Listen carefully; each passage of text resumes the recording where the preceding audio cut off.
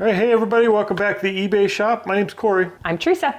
And we are Grams and Pops Vintage. We go to garage sales and thrift stores and buy things that we could flip online for a profit. And today we're going to talk a little bit about garage sales and some of the personalities we find at garage sales. And you're probably not going to want to miss this one, so make sure you watch it all the way to the end. But first, as always, we're going to get started by pulling some of our orders so we can get them packed up and out of here today. So what's the first thing we sold? We sold one of the pennants that you purchased. We sold the WCW Sting felt pennant. All right, so it's that guy there. And he was the only wrestling pennant in that stack of vintage 80s and 90s sports. I think it was all football and baseball pennants. He was the only wrestling one. And I had an idea that he was probably going to be the first one out the door to sell. So, and he did. He didn't stay in the store very long. I think we paid 50 cents a pennant. I don't know how many were there. So I think we had like 25 bucks for the stack. Sure. Something like that. I really don't remember. I'm pretty sure it was less than $1 a pennant once we got it home. And he sold for how much? He sold for $34.15. So He's pretty cool. Yeah, I think he paid for the whole stack. So everything else we sell out of there is free and clear and all profit from here on out. Yep. What do you got next? We sold a Barbie. We sold Beach Glam Summer Barbie. Yeah, there she is. I think we got a lot of bread and butter sales We do. for this video and probably the next two, but Some of them aren't high sales, but there was a lot of sales. yeah, everybody's been talking about how slow eBay's been. We've been doing great over here. We've been lots of sales, not necessarily high dollar, but we have had quite a few high dollar items. Yeah, nobody's getting rich here, but the sales are consistent. They're coming through, and a lot of them are just bread and butter, but they've just been kind of nonstop. So this Barbie sold for how much? $7. $7. She's Barbie's friend. Small sale, but like I said, bread and butter, and they all go out. And if you're getting 4, 5, 6 of these a day, they all add up. So we'll take them. All right, what do you got next? The next one just makes me giggle. It's my Pizza Hut meme. Oh, the flag. Flag. Okay. I don't know if I can say it. So it's this here. It's a flag. It's a wall flag. And it is a big, like 3-foot flag. 3 foot by 5 foot. And it looks like the Pizza Hut logo, but instead of saying Pizza Hut, you could probably read that there. It says Finna Nut. Fit in a nut. Not T. There's no T. It says Finna. Fit in a. No. Finna. Fit in a. F. There's no T. Fit in a. Fit in a. It sounds like you keep saying T. Fit in a. It does. No, it does. Finna. Finna. Nut. I don't know. Hooked on Phonics did not work for the designer of the flag, but it sold to other non-Hooked on Phonics folks. So that one's out of here. And that one sold for $15.99. Fitna. Finna. Fitna. Finna. Fuck it. Like Fitna. There you go. Fitna. But that has a T. No, Fitna. Fit. Fitna. Fit. Fitna. There's a T. There's no T.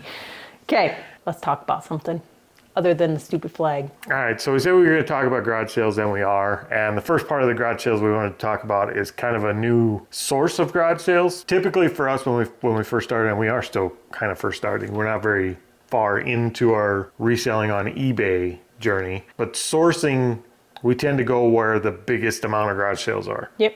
We tend to go to the bigger towns and then just jump in with the crowd and try and get to all the garage sales we can as fast as we can. And that's kind of how we sourced, or at least one of the main ways we sourced was garage sales. And we still do that. We have a very abundance mindset when it comes to garage sales.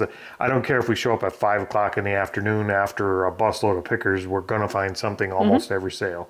So we don't mind that. But we've been lately hitting a lot of these small off the beaten path rural communities and garage sales in those towns. And They usually only have like 12 sales. yeah, and a lot of the resellers aren't showing up. They don't do as big of a job of marketing. Yeah, they don't. The post big them ones. anywhere. So yeah. We've been rolling into a town of 300-400 people with a dozen garage sales, and we pretty much have our pick. I mean, we could roll in on a Sunday evening at 4 o'clock and hit all the garage sales in an hour, and they still have video games. But we just bought a Wii and a dozen games for $25 at a garage sale that we didn't hit till 4 o'clock. Oh, but we did miss out on one right before that.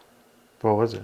The brand new Xbox 360, Xbox One that was brand new in the box.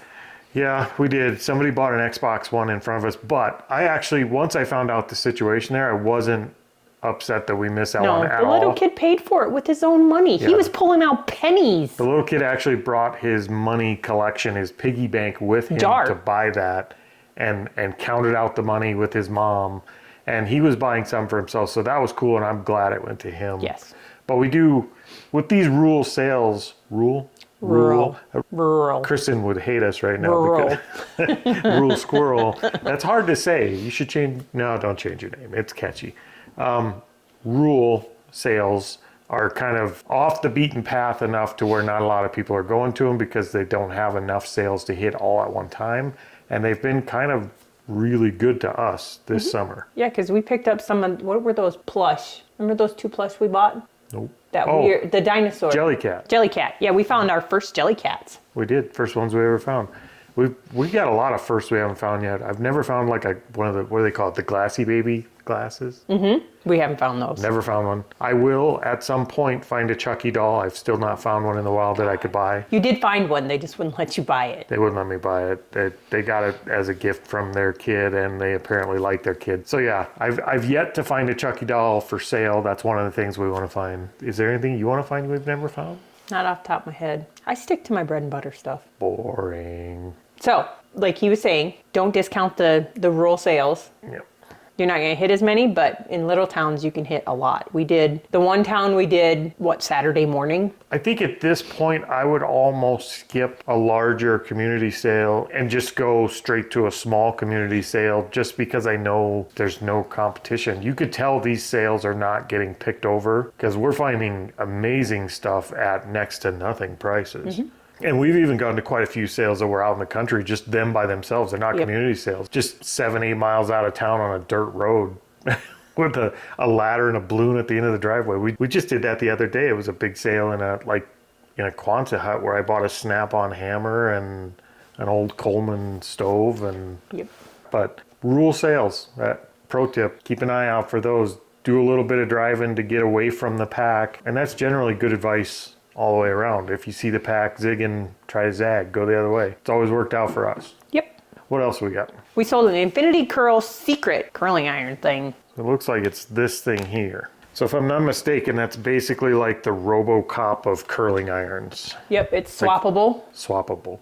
Yeah, so that little piece right there this comes off. Okay, I'm not going to take that apart. It comes off, so it gives you different kinds of curls, depending on which one you use, different sizes of curls. So it's that thing there. That was in our storage unit. Oh, that's right, it was. It was in our storage unit, so there's next to nothing in that. Yeah, well, at this point, there's nothing in it. No. I think last I looked, I think we're over $1,600 in the profit on that storage unit. So For 400, no, 500, 500. 600 Well, by the time six we got after out. gas and everything sorry. else. And that sold for what? That sold for $14. the storage unit just keeps giving. What do you got next? Next, we have another bread and butter item. I sold pepper and salty Catsby Littlest Pet Shop. All right, so there's salt and pepper. It's not Peppa. It's actually pepper. I'm sorry, but I grew up in the 80s and 90s, and it's always salt and pepper. Okay. So it's these two guys here. Those were out of, those were out of a big bag of Littlest Pet Shop I have. I've started writing on their bag, lot, whatever, when I go to. I thought you were just informing us this was a bag. No. It says bag. So those were out of a big bag. I think there's like 20 cents in each one, and they sold for $15.99. People wonder why we sell the low dollar items, and that's why, because it took 30 seconds to snap a picture of those. It takes even less time to throw them in a poly mailer and mail them out. They cost us little or nothing, and it's $10, $15 at a time. If you saw a $10 on the ground or $10 bill on the ground, you'd probably pick it up. Or I would. Hell, I'd pick it up if it had a little peanut butter on it. I ain't afraid. Up next. Would you? That's a good question. Would No, you pick I up a $10 bill with peanut butter on it? No. How do you know it's peanut would you? butter? When you pick it up, how do you know it's peanut butter? It's $10. Maybe it's dog poop. There's a risk factor involved. I'm willing to take it. Let us know. Peanut butter on a $10 bill. Would you pick it up? I don't know. Next up, I sold some Tupperware. We sold 2 Tupperware cups with the saucer/lid. It's these guys here. All right, so if you're watching this video, you've probably watched other reseller videos out there. You probably already know that Tupperware is kind of the reseller community's bread and butter. Like, it's the typical bread and butter item for the community. That's Vintage the go-to. Tupperware. Not Vintage. current date Tupperware. Yep. Vintage Tupperware. It's almost at this point kind of a long-running joke. It's just probably just slightly above the Beanie Babies of the reseller communities, but they sell. And they sell fast, and they sell all the time. And it is Got a little lid, bread and and it's got butter. a saucer. It can be both. This way is your lid, so you don't spill it while you're. It doesn't clip on; it just sits on. So it's not really a lid. It is a lid, and then a saucer, so you don't get it all over your table. I still think Tupperware is dumb, but it sells. It's A lot well of it- made. It's well made, but a lot of it is not practical. A lid that doesn't snap on is not a lid. It's just so you don't spill it as you're walking. Like, unless you're gonna go like this. Well, if you put a lid on something and you can't go like this, is it really a lid? Yes. Not a You lid. put a lid on your hat, It's on a- your head. That's a cover. Whatever. So Tupperware, still good to us, and we're gonna pick it up as long as it is still selling because it's $5-10 at a time, and why not? Those sold for $10. You forgot to ask me. How much do those sell for? $10. All right, so still on topic of garage sales here. Once you get to garage sales, once you're in a city or a small town, or it doesn't really matter, once you're at the area where you're going to go to garage sales, something we tend to clash over quite often is how do you approach those sales? We do, as in she does. She does like to pull all the garage sales into an app and kind of plan out a route. Even if it's just on paper, she likes to kind of plan a route based on when they open and where they're at. Yep. I used to do it on paper, now I do it on Circuit. Circuit is the name of the app. Yep. Okay, so she has this nice little route plan that we go from home through the garage sales and back home, which is great. I mean, without that, I think you would be, We'd be out all day. yeah, I think you'd be out all day and there's not much rhyme or reason to it. That's my method. But He has ADHD. no, here's the deal. When you're driving a big circle around a city or around garage sales and you have a route, that's great. But would you drive by a garage sale sign to stay on that route? If Yep. you see a garage sale just around the corner on a street that you're driving past, would you stop or would you stay on the route and just be that laser focused that you would drive by garage sales? That's the, Nope, I would add it to the garage sale list and then I'd come back. she totally wouldn't. She'd keep driving and she would forget it the next day to add it to the list. I would add it to the list. 100% you wouldn't. Yes, I would. No, Yes, she I wouldn't. would. She would forget by the time she wanted to add it. So I like to stop. And if you're right next to a sale, I don't like to drive by it. I like to stop, hit it, and get back on the route. And just hit the sales that you see while you're on the route, whether they're on your route or not. She likes to just stay on track. She does not like to deviate. If it's not on the map, it didn't happen, doesn't exist. But we do agree in small towns, I don't map them. I mean, the smaller towns around us, when they have them, they print off lists, and so you can mark them off as you go. And with the little towns that have like 8 blocks total both ways in their town, we just go up and down the road. Yeah, you can, everything's kind of a square here in the little towns. You could literally just zigzag through town and be all the way through town and hit every street within 10 minutes anyway. There's not a lot of sense in doing the map for those. You don't really have to spend the time on those. I don't like going off course. Yeah. Where are you guys at? Would you stop at a garage sale or would you drive by a garage sale to stay on your mapped out course? I don't like to go off course. I think both ways are valid. I think you do hit things and it's more efficient to stay on course. The issue with that is when you're driving, I don't want to get in an accident because it's a whoop sale. And then I got to slow down really fast and turn and I'm going to wreck my car.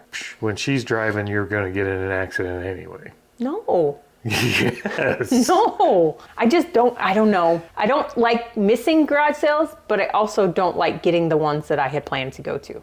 I have FOMO. If I'm driving by and I see a garage sale like just around the corner that's not on our list, like I'm afraid we're not coming back to it. We'll never see it again. It's gone. And most times it would be because we would not come back. I don't want to miss the opportunity. So I would stop, do the garage sale, make the U-turn and get back on the path 10 times out of 10. I would never pass one intentionally. Let us know what you guys do. That's kind of a long running debate here. And I'm not sure that'll ever be solved because I think we both feel pretty strongly that our way is right. And there is only one right way and it's mine. It's mine. So, It's mine. it's mine. The women are always right. Except when they're not. 27 years later, you should know that. I know that they're always wrong. Right, Wrong. right. See? And here we are. Let us know what you guys do. And we're going to get back into it. So what do we sell next? We sold some Miss Me jeans, some cropped jeans. These are them, and I have questions. What's your question? Okay, you said cropped jeans. They're cropped, as in like short? Cropped. That's what I said was cropped. Yes, they're like cutoff jeans. like High waters. what do they call those? Capris? Kind of. Oh, Capris. well, you just said crop. Cropped. I said cropped. I thought you said crop. I don't know what was I like said. crop. But either way, they're crop jeans. They're not full pants. Like crop dusting. I knew you were going to say that. Those are Miss Me's? Miss Me's. And those sold for how much? They're Sparkle Butts. They They sold are. for $29.99. Sparkle Butt are kind of our bread and butter now too. They always sell. They don't sit long. Nope. And we always pick them up if they're cheap. Up next is another bread and butter item. We sold the Mommy Squirrel from the Mommy and Baby Littlest Pet Shop set. So it's this girl here. It is a girl. I couldn't tell if that, well, it's kind of pink and purple. Neither one of those colors are boy colors. Okay, so we got a Littlest Pet Shop squirrel. I think you can claim this one as yours since I really don't, like I don't shy away from buying these, He just doesn't list them. but I'm not going to sort through these. I mean, if I would pull them out, take a picture of them and like sell them in a lot of 10 as miscellaneous little pet shop. And I think they'd sell just as good. Yeah, but if you had a good one and you sold a lot of 10 for 15 bucks and you had one that's worth 40 bucks. Yep, I would just miss the better ones because I would definitely lot something like this up. She'll take the time and go through them, so we will end up making more money on them because of that.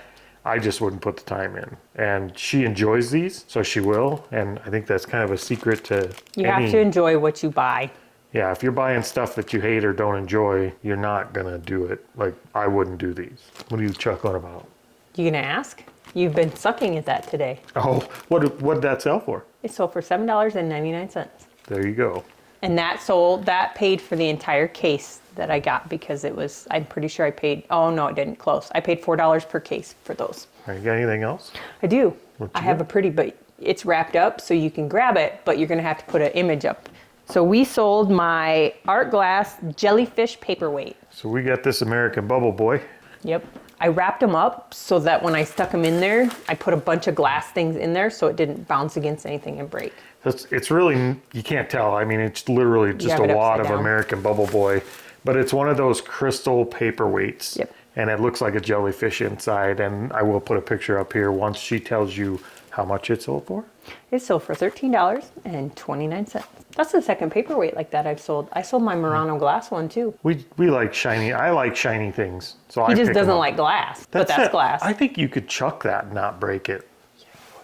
Like, it's pretty heavy duty. All right, so what do we got next? Nothing, because we have to talk about our next topic. This one could drag out a little bit because I think of quite a few here. But when it comes to garage sales, one of the things we run into a lot is different personalities of garage sale hosts. And we have started to notice some patterns as the summer goes on. I don't know about patterns, just different types. Different types of garage sale hosts. Patterns. That's the very, yeah, okay.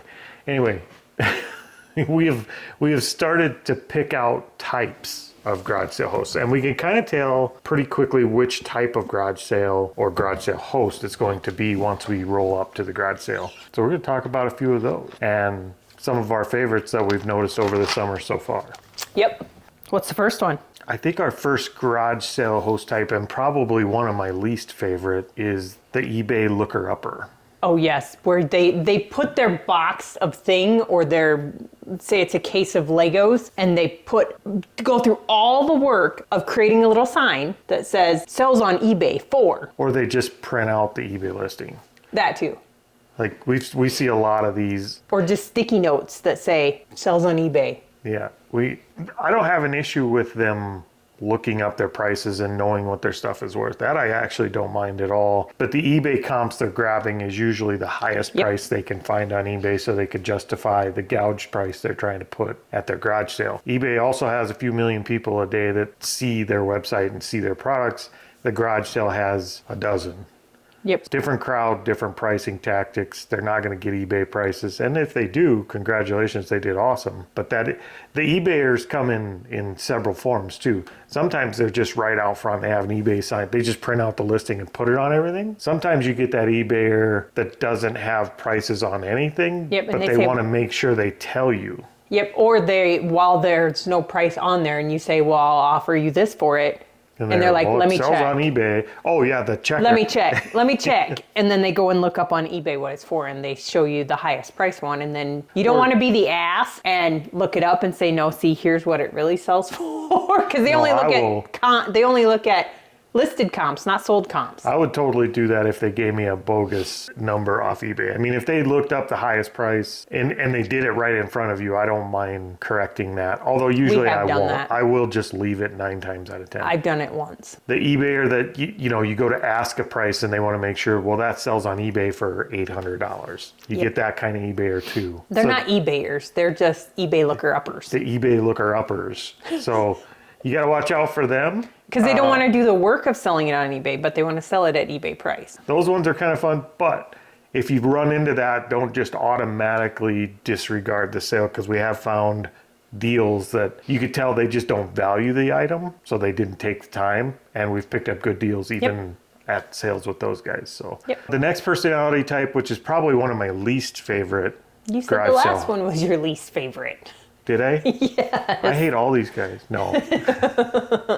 These guys are actually almost creepy. The security guard personality. The ones that hover. They think you're going to steal their stuff the whole time you're there. They think everybody that shows up at the garage sale is going to steal their stuff. So they hover. And they follow you around, and they will not leave. I just would turn around. I think I would almost turn around and walk away. Some I think we have. Like, it's really off-putting when you have somebody looking over your shoulder. You could tell they're just really nervous you're going to walk off with their stuff. No, I would probably just walk away. I might have to throw an elbow sometime.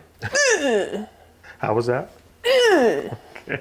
Well, here's a good one for Teresa to introduce to you, the talker. Oh yeah, the one that just wants to talk about everything. I have managed to improve my skills of talking and looking at the same time. So even though they're doing this, I still get my looking done. But I don't mind it. By the time you leave the garage sale, you know how many siblings they have, how many grandkids they have, what they're having for supper, and what they're doing next weekend. I have a theory that the talker is just lonely. And I think they have garage sales because they're lonely. Like, they want social interaction. But if you're willing to sit and chat with them, you get better deals every time.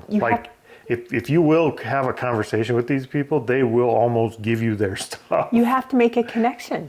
You do. It is a connection. And we went to one this year. She was a talker last year, and we learned everything about her. And we went to her garage sale this year.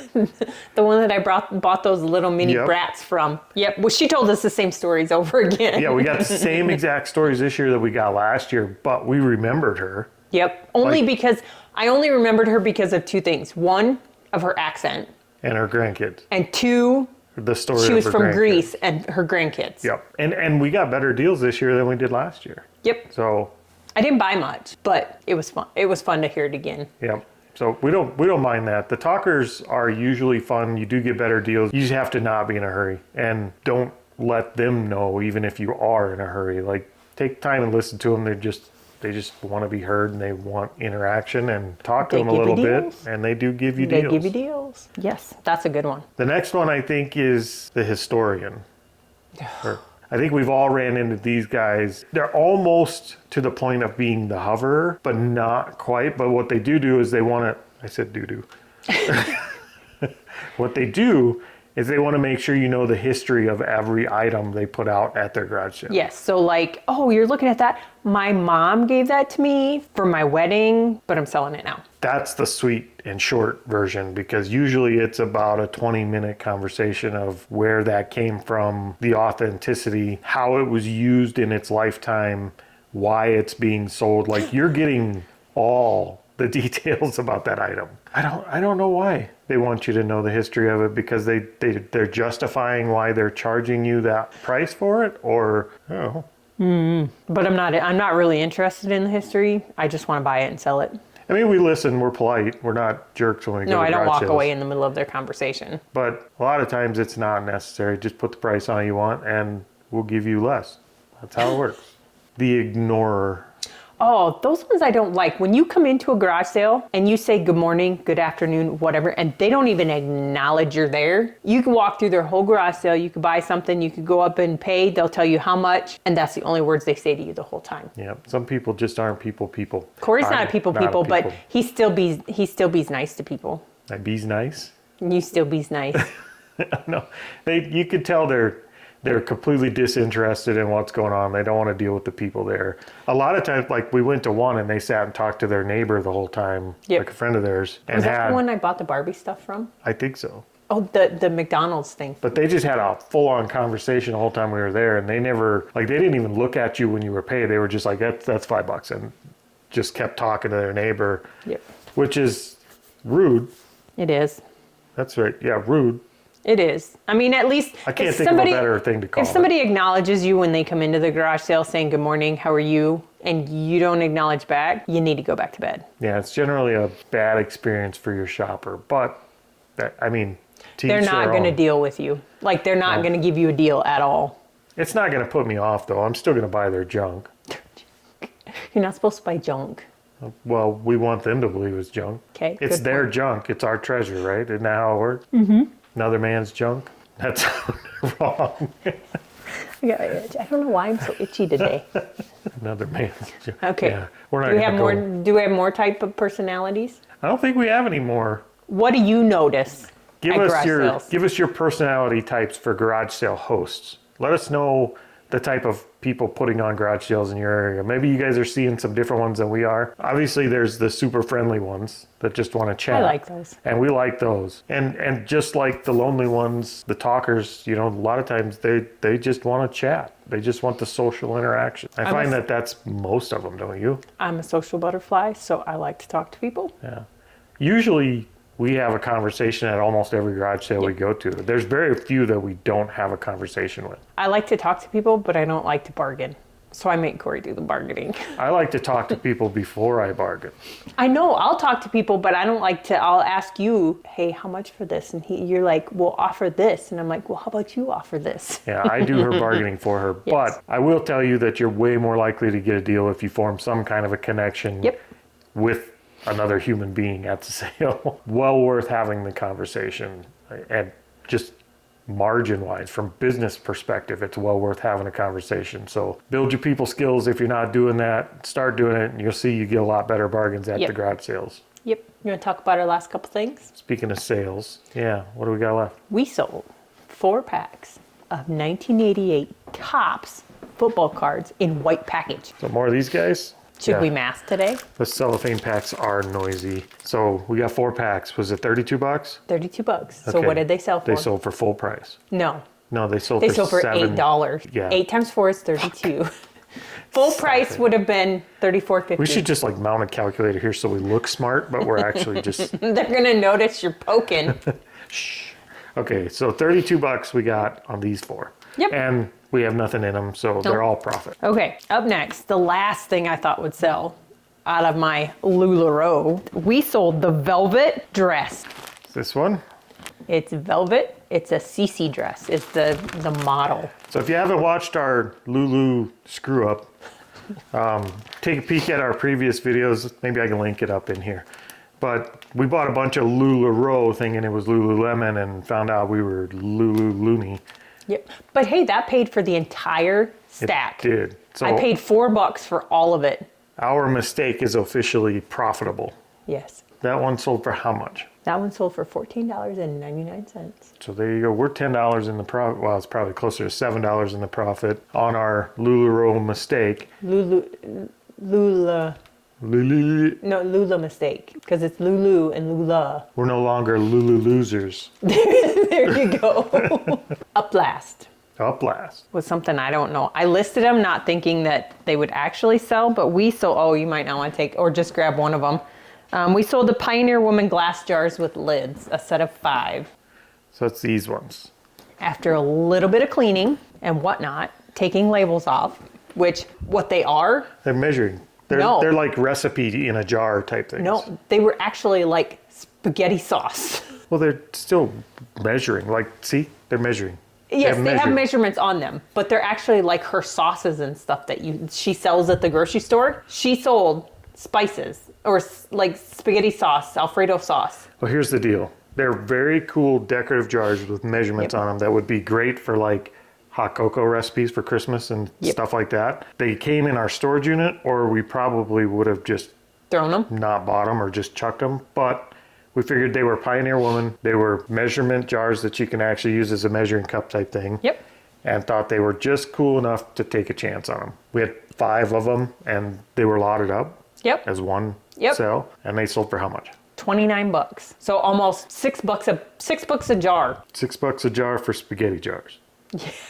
They are cool, but yeah. We'll take that all day long. So I'll grab the rest of those. We're gonna get our stuff packed up for today. Leave us a comment, hit the like button, subscribe, leave us a comment, let us know what kind of garage sale host personality types you're seeing in your area, and we'll see you guys next time. Hasta la vista, baby.